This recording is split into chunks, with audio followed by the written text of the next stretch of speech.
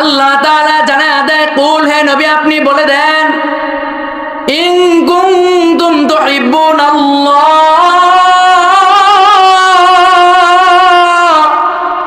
আমার কোন বান্দা, আমার কোন আশিক, সে যদি আমাকে পাইবার চায়, আমাকে ভালোবাসে, ফাত্তাবিউনি, সে যেন নবী আপনাকে অনুসরণ করে।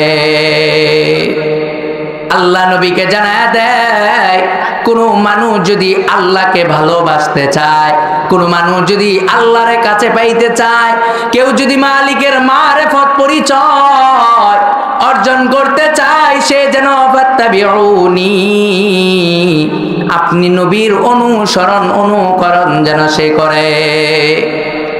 যদি আপনি নবীর অনুসরণ অনুকরণ সেই মানুষটা করে, তাহলে কি হবে? আল্লাহ তাআলা কোরআনের ভিতরে জানায়া দেয়, সূরাতুল আলে ইমরান, কোরআন শরীফের সূরার সিরিয়ালের ৩য় নাম্বার, সূরার ৩১ নাম্বার আয়াতে আল্লাহ জানায়া দেয়, ইউহিব্বুকুমুল্লাহ, কোন বান্দা আপনার অনুসরণ অনুকরণ করলে আমি স্বয়ং আল্লাহ তাকে ভালোবেসে ফেলবো। আল্লাহ যখন ভালোবাসবে তখন কেমন হবে? কিতাবের ভিতরে পড়েছি, পারস্যের কবি মহাসম্রাট অলিগুলের শিরোমণি, তিনি একদিন তিনার কিতাবে লেখে যে তিনি একদিন দাঁড়ায় আছে একটা মাঠের ভিতরে দাঁড়ায় আছে। এমন সময় দেখে জঙ্গলার ভিতর থেকে এক বুজুর্গ বের হইল। এক আল্লাহর বান্দা বের হয়ে আসছে জঙ্গলার ভিতর থেকে। সেই বুজুর্গ জঙ্গলা থেকে এমনি এমনি বের হয়ে আসে নাই, বরং ওই বুজুর্গ জঙ্গলা থেকে বের হয়ে আসছে এমন একটা চিত্র নিয়া, যে তিনি সিংহের পিঠে বসা, আর হাতের ভিতরে এক বিষাক্ত সাপ, এটাকে চাবুক বানায়া বাইর হয়। আল্লাহ বলেন, ইউহিব্বুকুমুল্লাহ,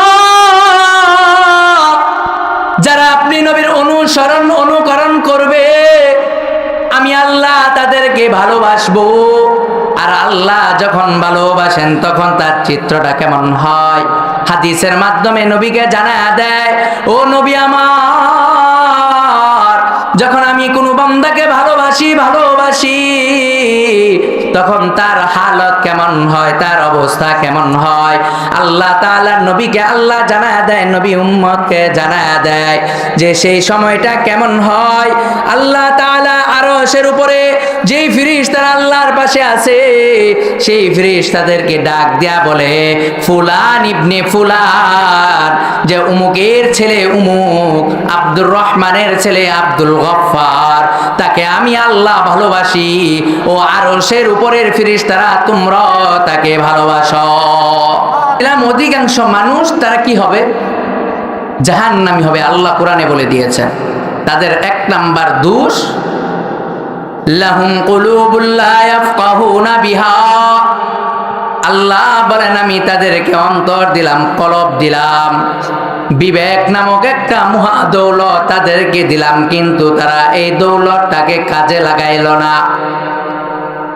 তাহলে প্রথম একটা অপরাধ, আজকে এই সমাজের যত মানুষ আছে যারা ইমানদার, আজকে ইমানের আলোচনা হয়, কোরআনের আলোচনা হয়, যদি এই জায়গায় আমি আর আপনি না আসি, না আসতে পারি, তাহলে মালিকের কাছে আমার আপনার জবাব কি হবে?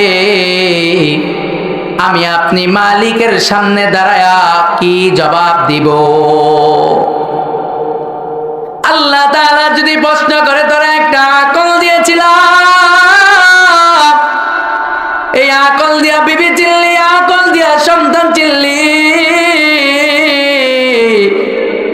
এই আকল দিয়া দুনিয়ার ভালো মন্দ চিল্লা, বান্দারে আমার নূরের কথা হইতো, আমার কোরআনের কথা হইতো, আমার নবীর শান মানের আলোচনা হইছে, কিন্তু তোমার বিবেক সাড়া দেয় নাই, তুমি সেই জায়গায় যাইতে পারলা না। ১ নাম্বার অপরাধ, বিবেক দিছে, বিবেকের সৎ ব্যবহার করে নাই। যারা অধিকাংশ জাহান্নামী, তাদের 2 নাম্বার অপরাধ সম্পর্কে আল্লাহ জানায়া দেয়। তাদের 2 নাম্বার অপরাধ হলো, আল্লাহ বলেন ওয়ালাহুম আইনুল্লাহ ইবসিরুনা বিহা, আমি আল্লাহ তাদেরকে চক্ষু দিয়েছি, আয়ুন আমি দৃষ্টি শক্তি দিয়েছি, কিন্তু তারা এই দৃষ্টি শক্তি দিয়া ভালো জিনিস কাজে লাগাইলো না। আল্লাহ আমাকে আপনাকে দৃষ্টি শক্তি দিলেন, আমার আপনার উচিত এই জায়গার ভিতরে কি হয় এক নজর এসে দেখা, এখানে ভালো হয় না মন্দ হয়, এইটা আমার আপনার দেখা উচিত ছিল। এটা আমার দৃষ্টি শক্তি দিয়া সৎ ব্যবহার করা, এটা আমার দায়িত্ব ছিল। কারণ পৃথিবীতে আল্লাহ কত মানুষকে সুন্দর চক্ষু দিয়েছেন, দূরে থেকে দেখা যায় যেন সুস্থ সবল একজন ভালো মানুষ, কিন্তু মানুষের চোখের মতো তার সব আছে, কালো পুতুলিও আছে। প্রথম দেখায় বুঝবে না কেউ যে তার চোখের দৃষ্টি নাই, কিন্তু পরে দেখা যায় তার চোখের দৃষ্টি শক্তি হারায় ফেলছে। ওই আল্লাহ মালিক আমাকে আপনাকে দৃষ্টি শক্তি দিলেন, কিন্তু আমি আপনি সেই দৃষ্টি শক্তি যদি কাজে না লাগাই, তাহলে অধিকাংশ জাহান্নামীদের 4টা অপরাধের 2য় নাম্বার অপরাধ বা দোষ, এই দোষটা আমার ভিতরে যদি চলে আসে, তাহলে আমিও কিন্তু অধিকাংশ জাহান্নামীদের খাতায়। 3 নাম্বার অপরাধ তাদের কি? যাদের অধিকাংশ জাহান্নামী হবে তাদের 3 নাম্বার অপরাধ আল্লাহ তাআলা জানা দেয়, ওয়ালাহুম আযানুল লা ইয়াসমাউনা বিহা, আমি আল্লাহ তাদেরকে শ্রবণ শক্তি দিলাম, কিন্তু তারা সেই শ্রবণ শক্তিকে কাজে লাগাইলো না। 1 নাম্বার আকল বিবেক দিলাম, বিবেকের কাজে লাগাইলো না। 2য় নাম্বার তাকে দৃষ্টি শক্তি দিলাম, কাজে লাগাইলো না। 3য় নাম্বার আমি তাকে শ্রবণ শক্তি দিলাম, সে এই শ্রবণ শক্তিকেও কাজে লাগাইলো না। আল্লাহ আমাকে আপনাকে যে শ্রবণ শক্তি দিয়েছে, এটা কি জন্য দিয়েছে? আগের দিনের মানুষ যারা, তাদেরকে যদি জিজ্ঞাসা হয়, বাড়ির দক্ষিণ সাইডে একটা মসজিদ আছে, নামাজি মানুষদের বাড়ি চেনা যায়, দেখলে বোঝা যায় যে জানালা দেখা যায় বাড়ি নামাজিওয়ালা বাড়ি, যারা যে বাড়িতে নামাজি আছে, যদি তার বাড়ির দক্ষিণ পাশে একটা মসজিদ থাকে, ওই নামাজি ব্যক্তির বাড়িতে যা দেখবেন দক্ষিণ পাশে একটা জানালা আছে। যদি বলে এই জানালাটা এখানে কেন, বলে না এই জানালা দিয়া দক্ষিণা হাওয়া ঢুকবে, চৈত্রিক মাসের প্রখর গরমে রোদের তাপে যখন শরীর ঘামে, তখন এখান দিয়ে মৃদু বাতাস প্রবাহিত হবে, এই আশা নয়, বরং সে উত্তর দেয় আমি আজানের শব্দ শোনার জন্যে। তাহলে জানালা খুলছে, এখন শুধু আজানের শব্দ শুনবে, নাকি সাথে সাথে সে এই মৃদু বাতাস, মিষ্টি বাতাসও বোনাস পাবে? মিষ্টি বাতাসও পাওয়া যাবে না? মিষ্টি বাতাস পাওয়া যাবে, কিন্তু জানালা নিয়াতের কারণে সব পাবে। আমাকে আপনাকে আল্লাহ দৃষ্টি শক্তি দিয়েছেন, শ্রবণ শক্তি আল্লাহ আমাকে আপনাকে দিয়েছেন, আমি আপনি এই শ্রবণ শক্তি দিয়া কি করব? এই শ্রবণ শক্তি দিয়া মালিকের কথা যেখানে হয়, আমি আপনি মালিক আমার রব আল্লাহর কথা আমি শুনবো। নবীর হাদিস যেখানে চর্চা হয়, নবীর জীবনী যেখানে চর্চা হয়, আমি সেই নবীর জীবনী শুনবো, নবীর হাদিস শুনবো। আর এই চক্ষু দিয়া আল্লাহকে দেখতে পারবো না দুনিয়াতে, আমি আপনি আল্লাহকে জান্নাতে দেখবো আশাবাদী। দুনিয়াতে কপাল মন্দ, নবীকেও পাইলাম না, তাহলে আমি কি করব? এক সাহাবী তো শুনলো আমার নবী দুনিয়াতে না, কথা শোনার সাথে সাথে সে বলে, ওগো মালিক আল্লাহ, যে চোখ দিয়া আমি নবীকে দেখব, মনে বড় আশা, মনে বড় জল্পনা কল্পনা। আমার সেই নবী যখন দুনিয়াতে নাই গো মালিক আল্লাহ, এই চক্ষু দিয়ে আমি কি করব? আমার চোখের দৃষ্টি শক্তি নিয়ে যাও। সাথে সাথে আল্লাহ তার দৃষ্টি শক্তি নিয়ে নিছে। আমরা তো নবীর জামানায় নাই, নবীকে দেখতে পারি না, নবীকে দেখতে পাবো না। তাহলে আমরা কি করব? আল্লাহর নবী জানায়া দেয়, ইন্নাল উলামা ওয়ারাসাতুল আম্বিয়া, নবীর ওয়ারিস হলো হক্কানি বুজুর্গ উলামায়ে কেরাম। আর এই হক্কানি বুজুর্গ উলামায়ে কেরামদেরকে দেখলে নবী বলে তারা যেন আমি নবীকেই দেখলো। হক্কানি বুজুর্গ উলামায়ে কেরামদের দিকে তাকাইলে, হক্কানি রব্বানি পীর বুজুর্গদের দিকে তাকাইলে তাদের জিন্দেগির গুনাহ মাফ হয়ে যায়, গুনাহ মাফ হয়ে যায়। আপনাদের এলাকার পাশে 5 ভাগী 7 ছিল, তিনার জীবনীতে পড়েছি, জীবনীতে শুনেছি, তিনি জুমার নামাজ শেষ করে মানুষকে পরা পানি দিত, মানুষ তেনার পরা পানি নিত, তিনার পরা পানি বিশ্বাসের সাথে নিত, কাজে লাগতো। একজন মানুষ সে দাঁড়ায় আছে, একটা মাটির পাতিলা নিয়া পানি নিয়া দাঁড়ায় আছে, দাঁড়ায় থাকে। 5 ভাগের তৎকালীন সময়ের আল্লাহর কুতুব ডাক দেয়া বলে, বাবাজি আপনি কেন দাঁড়ায় আছেন? একটা হাতে পেয়ালা নিয়া, পানির পাত্র নিয়া। ডাক দিয়া সেই বান্দা বলে, আমি আপনার কাছ থেকে একটু পরা পানি নিতে আসলাম। আপনি তো জাতির উদ্দেশ্যে, হাজার হাজার মানুষের উদ্দেশ্যে আপনি পানি পরা ফু দিয়েছেন। এতে আমার অন্তরের ভিতরে, কলবের ভিতরে ইতমিনান হয় নাই। আমি দাঁড়ায় আছি, যদি আলাদাভাবে আপনি আমাকে একটু পানিতে দম করে দিতেন। তিনার আত্মজীবনীর ভিতরে লেখে, তিনি যখন এই মানুষটার মনের বাসনা পূরণ করতে চাইলেন, পানির পাত্রে ফু দিলেন। তৎকালীন সময়ের যেই মানুষগুলি তিনার আশপাশে ছিল, মানুষগুলি বলে তিনি পানির পেয়ালায় ফু দিতে দেরি হয়েছে, মাটির পেয়ালা ভেঙ্গে পানি সহ জমিনে পড়ে গেছে। এমন হক্কানি বুজুর্গ যারা, তাদের দিকে তাকাইলে গুনাহ মাফ হয়ে যায়, গুনাহ মাফ হয়ে যায়। এই যে আপনাদের পাশে একজন আল্লাহর ওলি, আল্লাহর কুতুব শুয়ে আছে,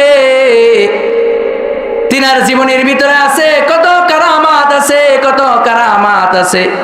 তিনি একটা পাথরের উপরে সওয়ার হয়ে এক প্রান্ত থেকে আরেক প্রান্তে চলে যাইতেন। তিনার এমন মুজেজা আল্লাহ দিয়েছিলেন যে তিনি যখন রান্নার প্রয়োজন হইতো, চতুর্দিকে মুষলধারে বৃষ্টি হচ্ছে কিন্তু তিনার পাকের কোনো ব্যাঘাত ঘটতো না। তাহলে এই যে বিবেক আল্লাহ দিল, কোনটা ভালো কোনটা মন্দ, এটা আমাকে আপনাকে চিন্তা করতে হবে, আমাকে আপনাকে এটা বুঝতে হবে। যদি আমি আপনি বিবেক খাটায়া যদি না বুঝি, তাহলে আমি ওই আল্লাহর বলে দেওয়া অধিকাংশ মানুষ জাহান্নামী, তাদের অন্তর্ভুক্ত হয়ে যাব। এই কারণে আমাদেরকে এটা চিন্তা করতে হবে, আমাদেরকে বুঝতে হবে, ভালো মন্দর পার্থক্য আমাদেরকে খুঁজতে হবে। আমার মন চাইলো যেভাবে খুশি এভাবে আমি জীবন যাপন করলাম, না, এভাবে করা যাবে না। তাহলে কিভাবে করতে হবে? আমি আমার তেলাওয়াতকৃত আয়াতে ফিরে যাচ্ছি। আল্লাহ তাআলা জানায়া দেয়, কুল, হে নবী আপনি বলে দেন, ইন কুনতুম তুহিব্বুনাল্লাহ,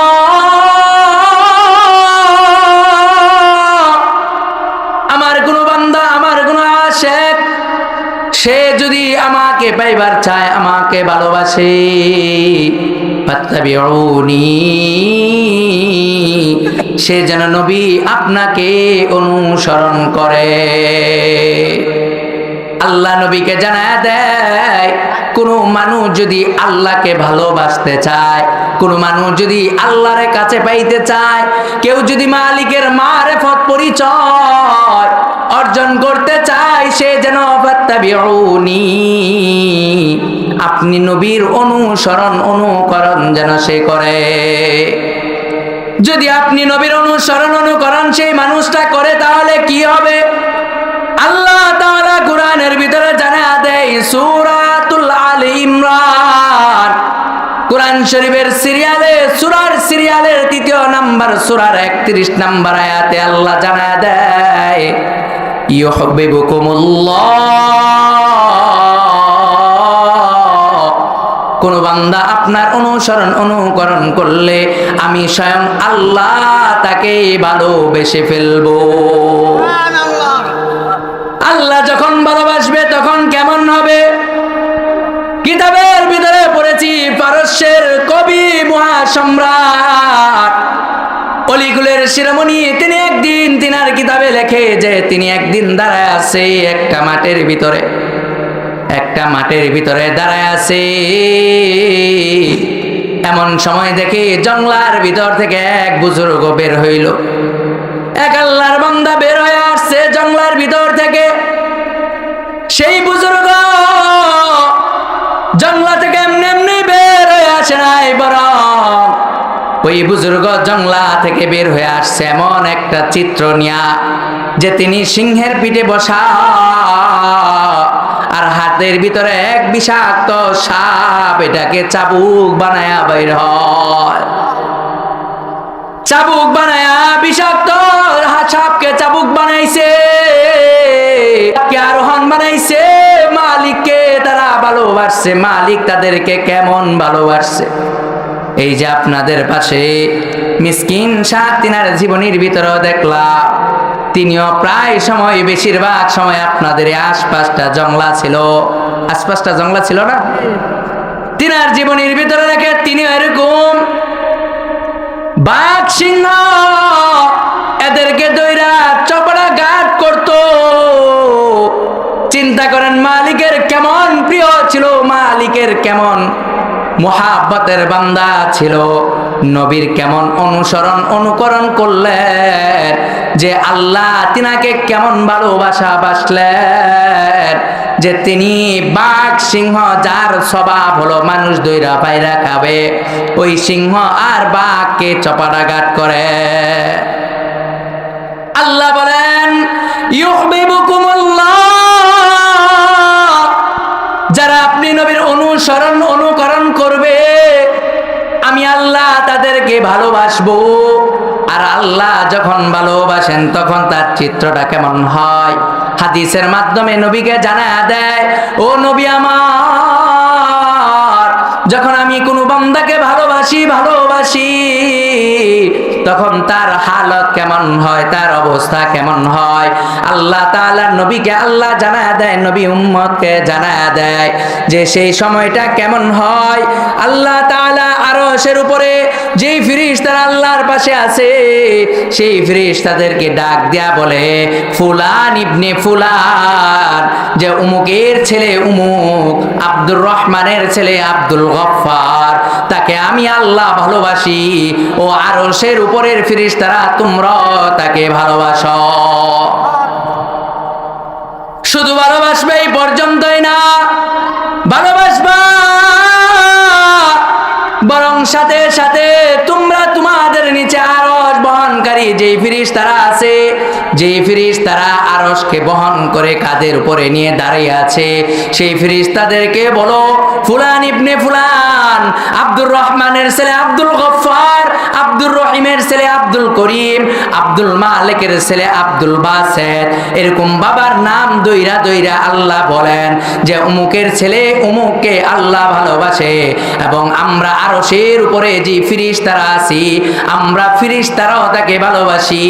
আমাদেরকে বলে দেওয়া হয়েছে যেন আমরা তোমাদেরকে জানায়া দেই, হে আরশ বহনকারী ফেরেশতারা গো, তোমরা তাকে ভালোবাসো এবং তোমরা তোমাদের নিচের ফেরেশতাদেরকে জানায়া দাও।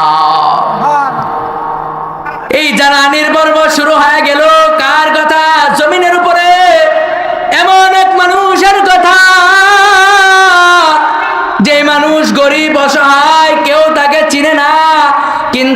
ফিরিস্তার ভিতরে নবীর অনুসরণ অনুকরণ থাকার কারণে মালিক তারে চিনছে। মালিক এখন পরিচয় করায়া দিচ্ছে ফিরিস্তাদের কাছে, ফিরিস্তারা পরিচয় করায়া দেয় পরের ফিরিস্তাদের কাছে, পরের ফিরিস্তারা পরিচয় করায়া দেয় পরের ফিরিস্তাদেরকে। এইভাবে লৌহ কলম আস্তে আস্তে একটা পর্যায়ে সপ্তম আসমানের ফিরিস্তাদেরকে জানায়া দেওয়া হয়। সপ্তম আসমানের ফিরিস্তারা ষষ্ঠ আসমানের ফিরিস্তাদেরকে জানায়া দেয়, ষষ্ঠ আসমানের ফিরিস্তারা পঞ্চম আসমানের ফিরিস্তাদেরকে জানায়া দেয়, পঞ্চম আসমানের ফিরিস্তারা চতুর্থ আসমানের ফিরিস্তাদেরকে জানায়া দেয়, চতুর্থ আসমানের ফিরিস্তারা তৃতীয় আসমানের ফিরিস্তাদেরকে জানায়া দেয়, তৃতীয় আসমানের ফিরিস্তারা দ্বিতীয় আসমানের ফিরিস্তাদেরকে জানায়া দেয়, দ্বিতীয় আসমানের ফিরিস্তারা এই প্রথম আসমানের ফিরিস্তাদেরকে জানায়া দেয়। প্রথম আসমানের ফিরিস্তারা জমিনের ফিরিস্তাদেরকে জানায়া দেয়, ফুলান ইবনে ফুলান অমুকের সন্তান অমুককে আল্লাহ পছন্দ করে। প্রথম আসমান থেকে নিয়ে আরশ পর্যন্ত সমস্ত ফিরিস্তারা পছন্দ করেছে, তার জন্য রহমত মাগফিরাতের দোয়া করে। ও জমিনের ফিরিস্তারা তোমরা পছন্দ করবা, শুধু পছন্দ করবা এমনই নয়, তোমাদের প্রিয় পাত্র বানায় নিবা এমনই নয়, বরং তোমরা এটা গোটা মাখলুকাতের কানে কানে পৌঁছায় দিবা, যেন তারাও এই বুজুর্গ আল্লাহর বান্দার সাথে বেয়াদবি না করে। এইটা দুনিয়ার ক্ষমতা দিয়া টাকা দিয়া হয় না, এইটা মালিকের রাজামন্দি আল্লাহর মারিফত অর্জনের দ্বারা। মারিফত মাইনে বাবরি চুল রাখলাম জট রাখলাম এখানেই না, মারিফত এটা বড় পবিত্র এক শব্দ। মারিফত মানে হচ্ছে মালিকের পরিচয়। আরিফ মালিককে চিনা, মালিককে চিনার পরিচয় এইটা আবার কেমন? আমি আর আপনি মালিককে চিনতে পারলাম না, যদি মালিককে চিনতে পারতাম তাহলে আমার আপনার জীবনে পেরেশানি থাকতো না, আমার আপনার জীবনে হাহাকার থাকতো না, আমার আপনার জীবনে সন্তান কথা শুনে না এমন রেকর্ড থাকতো না। মালিককে আমি আপনি চিনতে পারি নাই। মালিককে যারা চিনছে শুধু সন্তান নয়, গ্রামের মানুষ নয়, দেশ থেকে দেশান্তরে বিভিন্ন অঞ্চলের মানুষেরাও তাকে নামের উপরে শ্রদ্ধা করে। আল্লাহর পরিচয়টা বড় এক আজীব এক জিনিস। আল্লাহর পরিচয় আপনার আমার ভিতরে যখন হয়ে যাবে তখন কেমন হয়ে যাবে? একবার এক বুজুর্গ তার ছাত্রদেরকে দিয়া বলে, ও আমার ছাত্ররা, এই যে একটা কবুতর এটা এমন জায়গা থেকে যা জবেহ করে আনবা যে জায়গায় পৃথিবীর কেউ দেখে না, কেউ দেখে না, এমন একটা জায়গা থেকে যা জবেহ দিয়া আসো। এক ছাত্র দিল, আরেক ছাত্রকে দিল, এরকম ছাত্রদেরকে দিতে দিতে যখন সমস্ত ছাত্রদের হাতে একটা করে কবুতর দিয়া একটা করে চাকু দিয়া জবেহ করে আনার জন্য বললেন, সবাই জবে করে নিয়ে আসে, আর একজন ছুরি আর যেমন জীবিত কবুতর উস্তাদের সামনে হাজির করে। উস্তাদ ডাক দিয়া বলে, সবাই জবে করেছে, তুমি কেন জবে করে নাই?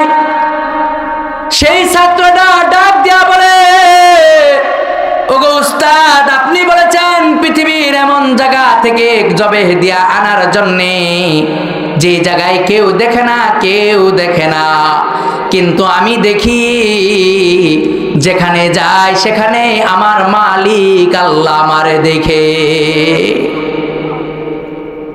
আমার চোখে এমনও মানুষ দেখা আছে যেই মানুষ রাতের বেলা ঠ্যাং মেলে ঘুমাইতে পারে না, কোন দিকে ঠ্যাং মেলাইবে, যেদিকেই ঠ্যাং মেলাইতে চাই সেদিকেই মালিকের কুদরত দেখতে পায়। একদিন আমি এক পাশে বসার পর আমি আমার কদম আমার পাকে একটু সোজা করলাম, ডাক দিয়া বলে, ওই যে মসজিদের বাহিরে দেখছো সেই জায়গায় কি লেখা দেখো? বলি, বয়স্কদেরকে কোরআন শিক্ষা দেওয়া হবে। বলে, তুমি এইটা দেখছো, দুই পাশে মক্কা মদিনার ছবি, এইটা তুমি দেখলা না? লোকটা ডাক দিয়া বলে, যেই দিন থেকে এটা আমি দেখছি, যেই দিন থেকে এইটা আমার নজরে পড়ছে, আমার বিবেক কাজ করছে, সেই দিন থেকে আমি আর এইটার দিকে কদম মেলাই নাই, এইটার দিকে আমার পা মেলাই নাই। এমন বুজুর্গ আমার জীবনে দেখছি, যেই বুজুর্গ কালো মোজা কালো জুতা পরে না। জিজ্ঞাসা করা হলে বলে বাইতুল্লাহ আল্লাহর ঘর, সেই ঘর কালো গিলাপ দিয়া ঘেরাও দেওয়া, কিভাবে আমি সেই মালিকের ঘর, আমার মালিকের ঘর যেই কাপড় দিয়া ঘেরাও দেওয়া, যেই কাপড় দিয়া ডাইকা রাখছে, সেই কাপড়ওয়ালা ঘর কালো কাপড় দিয়া মালিকের ঘর ঢাকা। এই ঘরের কালো কাপড়ের সাদৃশ্যের মোজা জুতা কেমনে আমি পরি? এইটার নাম হচ্ছে মালিকের মার। হাজার মে সজর মে জদার দেখতা, হাজার মে সজর মে জদার দেখতা, अल्लाह की कुदरत नजर आती हो। যেদিকে তাকাই যাহা দেখি, সেদিকেই আমি আমার মালিকের কুদরত দেখতে পাই। তাহলে বলতেছিলাম, মালিককে ভালোবাসতে হলে মালিক জানায়া দেয়। হে নবী, আপনি জানায়া দেন যে আমাকে ভালোবাসতে চায়, আমাকে পেতে চায়, সে যেন আপনি নবীকে অনুসরণ অনুকরণ করে। নবীর অনুসরণ অনুকরণ করলে কি হবে? ইউহিব্বুকুমুল্লাহ, আল্লাহ তাকে ভালোবাসবে, আল্লাহ ভালোবাসবে। আর কি করবে? আল্লাহ তাআলা পরের অংশে জানায় দেয়, ওয়ায়াগফির লাকুম যুনুবাকুম, আল্লাহ তার জীবনের গুনাহগুলি মাফ করে দিবে। আমরা কি চাই না আমাদের গুনাহগুলি মাফ হয়ে যায়? তাহলে আমাদেরকে যদি গুনাহ মাফ করাইতে চাই, তাহলে নবীকে ভালোবাসতে হবে, নবীর অনুসরণ করতে হবে। তাহলে আমরা নবী পাবো কোথায়? নবীর অনুসরণ করব কিভাবে? নবী থেকে এখনো পর্যন্ত সিলসিলা জারি আছে, নবীর কথাগুলি সংরক্ষণ সাহাবায়ে কেরাম করেছে। সাহাবায়ে কেরাম সংরক্ষণ করার পর তা তাবেঈ পর্যন্ত চলে আসছে, তাবিরা সংরক্ষণ করেছেন। তারপর তাবেঈ, এভাবে আস্তে আস্তে আজকে পর্যন্ত হক্কানি উলামায়ে কেরাম, পীর বুজুর্গ পর্যন্ত তাদের কাছে এই নবীর আদর্শটা সংরক্ষিত আছে। এখন আমি আর আপনি যদি আকল খুলে, দৃষ্টি দিয়ে, নজর দিয়ে, আর যদি আমি আর আপনি যদি শ্রবণ শক্তি ব্যয় করে, যদি আমি আর আপনি হক্কানি রব্বানি বুজুর্গ পীর মুর্শিদ খুঁজে না পাই, তাহলে এটা আমার আপনার ব্যর্থতা। তাহলে আল্লাহর নবীর অনুসরণ করলে, অনুকরণ করলে আল্লাহ মাফ করে দিবেন, এবং আল্লাহ তাআলা তিনার মুহাব্বতের বান্দা বানায় নিবেন। আবার আল্লাহ জানায়া দেয় আল্লাহকে কারা বেশি ভালোবাসে। আল্লাহ তাআলা সূরাতুল বাকারার ভিতরে, কোরআন শরীফের ২য় নাম্বার সূরার ভিতরে জানায়া দেয়, ওয়াল্লাযীনা আমানু আশাদ্দু হুব্বাল লিল্লাহ, দুনিয়ার মাঝে তারাই আমি মালিককে বেশি ভালোবাসে, যারা আমি মালিকের উপরে ঈমান আনছে। মালিকের উপরে ঈমান কি আনবো? যে মালিক একজন আল্লাহ, তিনি হায়াতের মালিক, তিনি আমার রিজিকের মালিক, তিনি আমার চাকরির মালিক, তিনি আমার সন্তানের মালিক, তিনি আমার ব্যবসায় বরকত দেওয়ার মালিক। তিনি ছাড়া আর কোনো মালিক আমার আপনার নাই। আপনাদের আছেন? আমার আপনার মালিক একজন আল্লাহ। হিন্দু ধর্মের মতো, হিন্দুদের মতো একজন বৃষ্টির মালিক বানাইছে। হিন্দু ধর্মের যারা, তারাও কিন্তু এক মালিককে মানে, কিন্তু তারা এই জায়গায় শিরিক করে, যেটা ইসলাম ধর্মে বৈধ না। তারা শিরিক করে, একজনকে পানির দেবতা বানায়, যে এত বড় মালিক একজন দেশের একটা রাজাই হয়, কিন্তু রাজা খাদ্যের জন্য খাদ্য মন্ত্রী বানায়, চিকিৎসার জন্য চিকিৎসা মন্ত্রী বানায়, হজের জন্য হজ মন্ত্রী বানায়, এরকম ভাবে শিল্প বিদ্যুতের জন্য বিদ্যুৎ মন্ত্রী বানায়, এরকম ব্রিজের জন্য সেতু মন্ত্রী বানায়, রাস্তার জন্য সড়ক পরিবহন মন্ত্রী বানায়। তারা এরকম মনে করে দুনিয়ার রাজার মতো আমার মালিক দুর্বল, নাউজুবিল্লাহ। তারা মনে করে আমার আপনার মালিক দুর্বল। এই দুর্বল মনে করে তারা একজন বৃষ্টির জন্য দেবতা সৃষ্টি করে বানায়, একজনকে বরকতের জন্য, একজনকে কৃষি বরকতের জন্য, ফসলের জন্য, একজনকে মঙ্গলের, একজনকে অমঙ্গলের, এরকম দেব দেবী তারা স্থির করে। হিন্দু ধর্মের ঋগ্বেদের ভিতরে আছে একং ব্রহ্ম দ্বিতীয়ং নাস্তি নেহনা নাস্তি কিঞ্চন। মালিক একজন, দ্বিতীয় কোনো মালিক নাই। নাই মানে কিঞ্চিত নাই, মালিক মানতে হবে একজনকে। আমার আপনার মালিক আল্লাহ। মালিককে পাওয়া গেলে দুনিয়ার সকল টেনশন শেষ, দুনিয়ার সকল টেনশন শেষ। আমার আপনার জীবনে বরকত শুরু হয়ে যাবে। দুনিয়ার সমস্ত মাখলুকাত আমার কথা শুনবে। আমি বলবো বৃষ্টি হবে, আমি বলবো বৃষ্টি বন্ধ হয়ে যাবে। আব্দুল কাদের জিলানী রাহমাতুল্লাহি আলাইহি, তিনার কাছে একবার কিছু মানুষ যায় বলে, হযরত আমাদের এলাকায় বৃষ্টি নাই, আপনি একটু দোয়া করেন যেন আমাদের এলাকাতে বৃষ্টি হয়। তখন তিনি ডাক দিয়া বলে, আল্লাহর ওলি ডাক দিয়া বলে, মালিকের সাথে ইদানিং আমার ভালো সম্পর্ক নয়, আমি যা করি মালিক তার উল্টা করে। খেয়াল কইরা বুঝেন এই কথা বইলা রুমালটা খাদেমকে দিয়া বলে, রুমালটা দেয়ার নদ্রেলা নাইরা দাও, এই যে পুকুর রোদের ভিতরে মেলায়া দাও, এইটা শুকাইলে আমি উমুক মাহফিলে যায় মানুষদেরকে হেদায়েতের কথা বলবো। খাদেম যা রুমাল দইয়া রোদে মেলাইতে দেরি, বৃষ্টি শুরু হইতে দেরি না। বলেন এটা কি মালিকের সাথে সম্পর্ক খারাপ না ভালো? কিরম ভালো? একটু ঘুরায় বললেও মালিক বুঝে, তার মর্জি অনুযায়ী আল্লাহ কাজ কইরা দেয়। এই কারণে নবীকে ভালোবাসতে হবে। নবীকে কেন ভালোবাসবো? একজন মানুষ আর একজন মানুষকে, একজন ব্যক্তি আরেকটা ব্যক্তি বস্তুকে ভালোবাসে চার কারণে। হয়তো বস্তুটা সুন্দর, ব্যক্তিটা সুন্দর, না হয়তো এই ব্যক্তিটার বড় যোগ্যতা আছে, পাওয়ার আছে। তৃতীয় নাম্বার, হয়তো সেই ব্যক্তিটা ধনাঢ্য, দানশীল। তৃতীয় নাম্বার, খুব দয়ালু, ইহসানওয়ালা। এই কারণে তাকে মানুষ পছন্দ করে। চার কারণের কোনো এক কারণ পাওয়া গেলে, কিন্তু আমার আপনার নবীকে আল্লাহ এত সুন্দর কইরা বানাইছেন, এমন ভাবে বানাইছেন যে চার গুণের চার গুণই আল্লাহর নবীর মাঝে 100 আছে। এক নাম্বার, মানুষ কোনো জিনিস, কোনো বস্তুকে ভালো লাগলে বহু দাম দিয়া কিনে। ছোট্ট একটা চার কাপ দেখতে চমৎকার সুন্দর দেখা যায়, দাম দিয়া কিনা নিয়া যায়। একটা কাগজের ভিতরে একটা চিত্র, সিনারি আঁকা হয়েছে, এইটা দেখতে সুন্দর লাগে, টাকা দিয়া কিনা নিয়া যায়। এক খণ্ড কম দামা কাঠ দিয়া একটা নাম লেখা, একটু জিলিমিলি গান দিয়া একটা নাম লেখা দেয়। লেখা দিলে এটা দেখতে সুন্দর দেখা যায়। 5 টাকার জিনিস 100 টাকা দিয়া কয় কইরা নেয় কিনা? আপনাদের এখানে যখন উরস হয় বাৎসরিক, তখন এরকম হয় না? হ্যাঁ, সুন্দর লাগে বইলা নে, প্রয়োজন না সুন্দর লাগে, এই কারণে নেয়।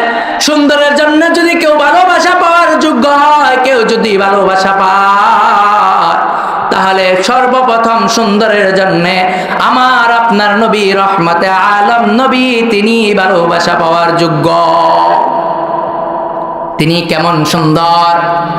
সাহাবী থেকে বর্ণিত আন জাবির ইবনে সামুরা রাদিয়াল্লাহু তাআলা قال رأيت رسول الله صلى الله عليه وسلم। জাবির ইবনে সামুরা থেকে বর্ণিত, তিনি বলেন আমি একদিন নবীকে দেখলাম ফি লাইলাতি ইদহিয়ার, এক জ্যোৎস্না রাতে, চাঁদনি রাতে আমি নবীর দিকে তাকাইলাম, নবীকে দেখলাম। কি দেখলাম? আলাইহি হুল্লাত হামরা, এক এক জোড়া লাল ডোরা কাটা কাপড় পরিধান করে দাঁড়ায় আছে। যখন দাঁড়ায় আছে আমি তখন দৃষ্টি করলাম নবীর দিকে, ওয়াইলাল কামার, এবং আমি চাঁদের দিকে তাকাইলাম। যখন আমি চাঁদের দিকে তাকাইলাম, ফালাহু ইনদি আহসানু মিনাল কামার, আমার কাছে বেশি সুন্দর মনে হলো আমার নবীকে। জাবের ইবনে সামুরা বলে, একদিন রাতে দেখি জ্যোৎস্না রাত, চাঁদের আলো ঝলমল করতেছে, যে এমন সময় নবীকে আমি দেখতে পাইলাম দাঁড়ায় আছে। নবী তো সুন্দর মানুষ ছিলেন, কেমন সুন্দর ছিলেন এই হাদিস থেকে বোঝা যায় যে সুন্দর মানুষ, লাল ডোরা কাটা কাপড় পরে আছে। এমন সময় আমার মনে হইলো, হঠাৎ করে দেখি তো আমার নবী সুন্দর, আকাশে চাঁদ সুন্দর। তাকায়া বলে, আমি তাকায়া দেখলাম, আমার কাছে মনে হইল আহসানু মিনাল কামার, আমার নবী চাঁদের থেকেও বেশি সুন্দর।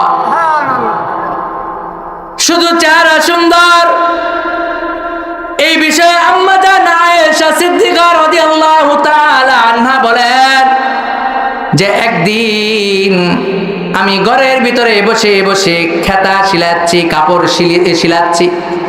যখন আমি সুই সুতা দিয়া কাপড় শিলাই, হঠাৎ আমার হাত থেকে সুই ছিটে ঘরের ভিতরে পড়ে যায়। যখন আমার সুই ছিটকে ঘরের ভিতরে পড়ে যায়, এই পরিমাণ আলো নাই যে আমি সুইটাকে খুঁজে ঘর থেকে বের করব। আমি অপেক্ষায় রইলাম, ইশারের পরে আমার নবী ঘরে আসবে। যখন আমার নবী ঘরে আসলো, তখন নবীর চেহারার নূর আলো এত বেশি ছিল, এত সুন্দর ছিল।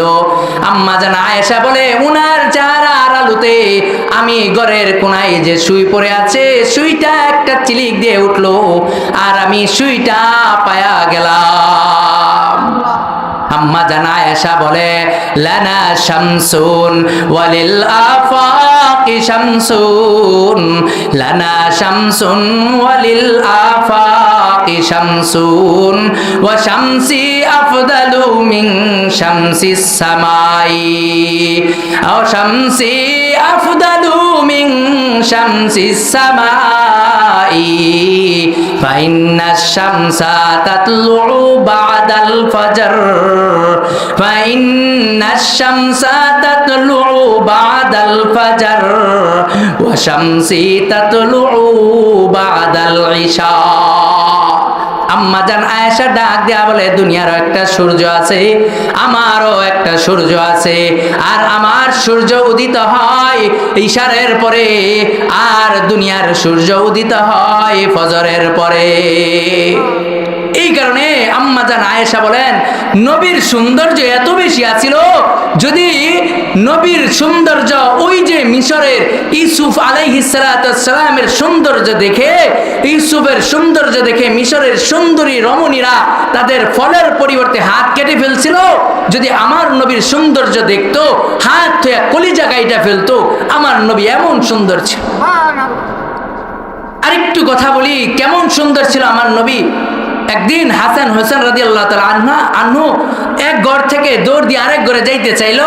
দুই ভাই কাছাকাছি বয়সের, দৌড় দিয়া অর্ধেক ঘরের মাঝে গিয়ে থাইমা গেল। অন্ধকার, আর সামনে কিছু দেখা যায় না। নবী এইটা চিত্র দেখে তারা সামনেও যায় না, পেছনেও যায় না। নবী দেখে নবীর হাসি পাইলো, নবী একটা মুস্কি হাসি দিল। নবীর দুই ঠোঁট মুবারকের মাঝখান দিয়ে দাঁত মুবারক বের হয়ে গেল, আর এইটার থেকে সৌন্দর্যের নূর আর আলো এমন ভাবে চিলিক দিয়ে বের হলো যে হাসান হোসেন রাদিয়াল্লাহু তাআলা আনহু তিনারা এক ঘর থেকে এই দাঁতের নূরের আলোতে অন্য ঘর পর্যন্ত চলে গেছে। এই কারণে নবীকে ভালোবাসবো। নবীর ভালোবাসার যদি চারটা কারণে মানুষ ভালোবাসে, এই চারটা গুণ বলার সময় নাই, হযরত চলে আসছে। একটা বললাম নবী কেমন সুন্দর ছিল, এই ব্যাপারে সাহাবায়ে কেরামের অনেক বক্তব্য আছে। এক সাহাবী তো বলে, হঠাৎ একদিন বলে কিয়ামত শুরু হয়ে গেছে, কিয়ামত শুরু হয়েছে। কি হয়েছে, কিয়ামত কি লিগা শুরু হয়েছে? পেছন থেকে নবী ডাক দিয়ে বলে, হে সাহাবী আমার, কি বলছো কিয়ামত শুরু হচ্ছে মানে? বলে, ইয়া রাসূলুল্লাহ, আপনি মসজিদে নববীতে আপনি তো বলছিলেন কিয়ামতের আগে আকাশ থেকে সূর্য খুলে পড়বে, চন্দ্র খুলে পড়বে, আমি তো মনে করছি কিয়ামত শুরু হয়ে গেছে। মসজিদে নববীর ভিতরে দূর থেকে মনে হচ্ছে যে আকাশে চাঁদ মসজিদে নববীতে পড়ে গেছে। আপনি যে মসজিদে নববীতে বসে আছেন এটা আমি বুঝতেই পারি নাই। আমার মনে হয়েছে আপনার চেহারার নূরের আলোতে দূরে থেকে মনে হচ্ছে যে আকাশের চাঁদটা যেন মসজিদে নববীর ভিতরে। এই কারণে আল্লাহ তাআলা আমাদেরকে সবচেয়ে বেশি নবীকে ভালোবাসার তৌফিক দান করুক। সকলেই বলেন আমিন। কারণ আমার আপনার নবী তিনি কি শেষ নবী। আল্লাহর নবী বলে আনা খাতামুন নাবিয়িনা ওয়া আনতুম আখিরুল উমামা, আমি হলাম শেষ নবী আর তোমরা হলা শেষ উম্মাহ। তোমাদের পরে কোনো উম্মত নাই, আমার পরে কোনো নবী নাই। কিন্তু আজকে একদল তারা নিজেদেরকে নবী দাবি করে। গোলাম আহমদ কাদিয়ানী সে নিজেকে নবী দাবি করে। যে নবী দাবি করে সেও কাফের। যে এটাকে বৈধ মানে দাবিটাকে বৈধ মনে করে যে না নবী হতে পারে, এটা যে মনে করে সেও কাফের। আবার যদি বলে যে আমি এটা মনে করি না কিন্তু গোলাম আহমদ কাদিয়ানীকে তাকেও কাফের মনে করি না, তাহলে মাসালা যে গোলাম আহমদ কাদিয়ানীকে কাফের মনে করবে না সেও কাফের। এই কারণে কি আমাদের নবীর পরে নবী নাই, আমাদের নবীর পরে কি আমরাই শেষ উম্মত, আমাদের পরে আর কোনো উম্মত নাই। আমরাই হলাম আখিরি উম্মত, আমাদের নবী হলেন সর্বশেষ নবী। যেই কথাগুলি বললাম আল্লাহ তাআলা আমাদের সকলকে বুঝার আমল করার তৌফিক দান করুক। হযরত চলে আসছে।